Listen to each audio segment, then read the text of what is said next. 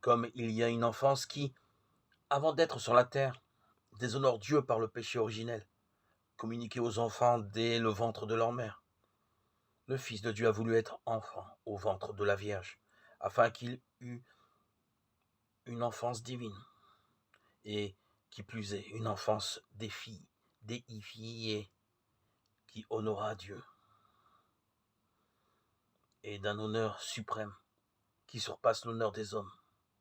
et des anges, et de toute la nature qui peut être créée. Par ce conseil haut, suprême et divin, nous n'avons pas seulement un homme Dieu, ce que nous donne le mystère de l'incarnation, mais nous avons un enfant Dieu, un Dieu mortel, souffrant, tremblotant, pleurant dans une crèche,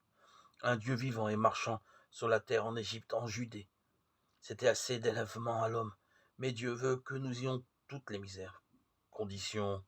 et bassesses de notre nature relevées par la subsistance et la personnalité divine. Un Dieu souffrant et mourant en la croix,